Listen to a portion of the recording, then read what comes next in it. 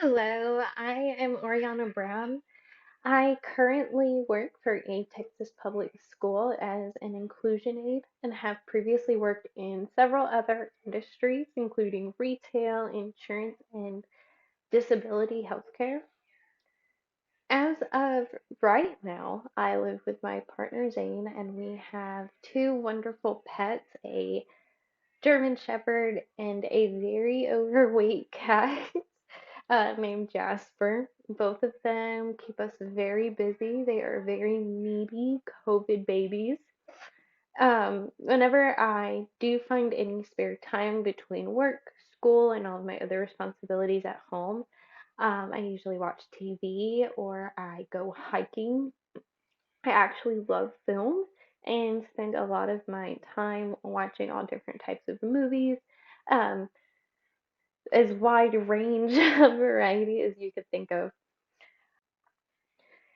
Now, there are many motivating factors for me wanting to become a teacher, but the main reason is that I have always loved learning, and what a better way to constantly learn than to work in a learning environment and work with children. So,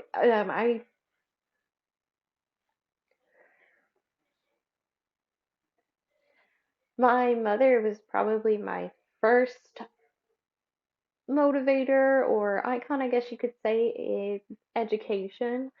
I remember being young in elementary school, and she was going to college at this time herself, and I was always so intrigued with her books and the work she was doing, and I wanted to be a part of it as well. And I remember begging her to teach me new things, even though they were way ahead of my level, and she would simplify them as best she could to help kid me understand all these adult topics that she was learning about.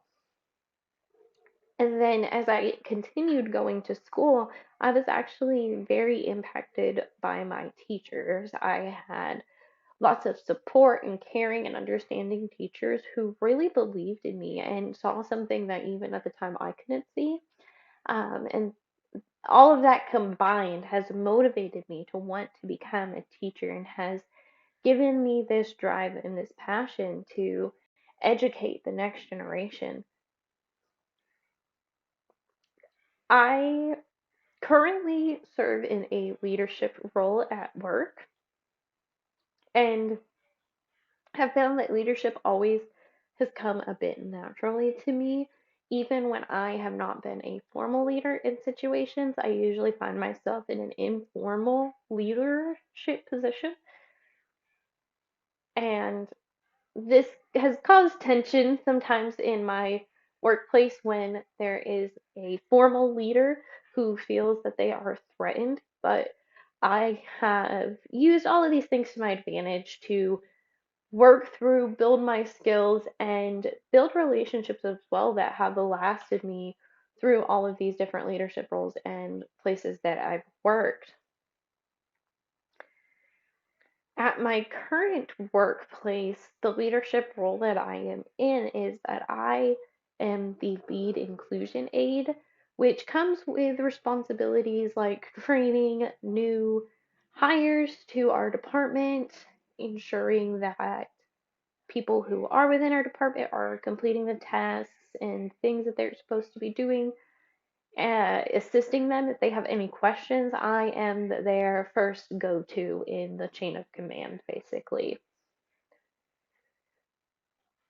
The organizational leadership program has actually been hugely applicable for me as I am in a current leadership role and as I seek to become a teacher, which overall is the leader of the classroom.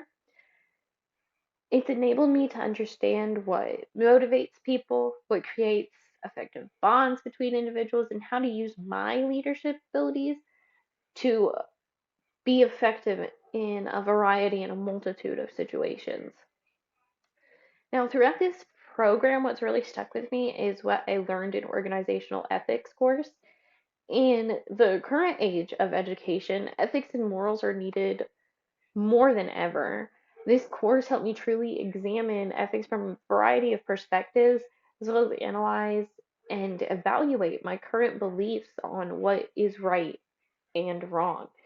This all came together in my culminating project where I had to analyze a lawsuit from an ethical perspective. And this particular case brought about the question of how do we hold people or organizations accountable to known failures when they are allowed failures. So when there's not legislation in place restricting these behaviors or these products from going out, even though they may fail or have risks to them.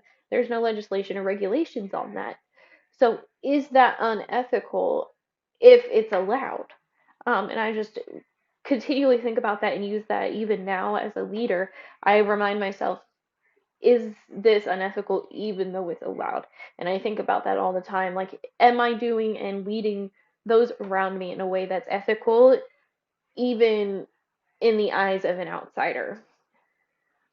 As far as organizing my time, I do work a full-time job. I take care of all my household chores, not to mention my self-care, which is a whole other task in itself. So the few hours that I can spare between all of that, I spend working on schoolwork, and I'm usually switching from task to task to keep the excitement going and keep me motivated to work on things. Now, while I have many strengths and education is one of those strengths for me, my greatest challenge is overcoming task paralysis. And so task paralysis is where I know I have to complete a task, but no matter how much I push myself and want to get up and do the task, my brain just will not let me. I am just frozen in place almost. And so I usually work through this by making whatever task I'm doing more rewarding for my brain. Maybe I play TV on my phone while I'm writing a paper, or do the task switching where once I start getting bored writing about this, I move on to another task and start picking that up. I play music. I mean, all types of things that just add an extra oomph so I'm not doing only the task.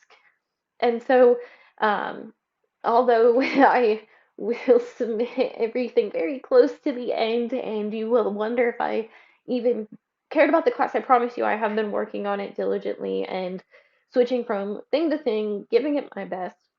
And so I ask, just for understanding, I promise I will not submit it very last minute. Just give me a chance. I will get everything to you, I promise. So I feel like require very little help or support from my instructor. I have worked mostly in independent roles my whole life, and so I just really flourish and find it easiest to manage myself and my time when I have little oversight. So this is all about me, my leadership, and I hope you enjoyed this. I hope that you got to learn about me and that you will enjoy all of my submissions as well.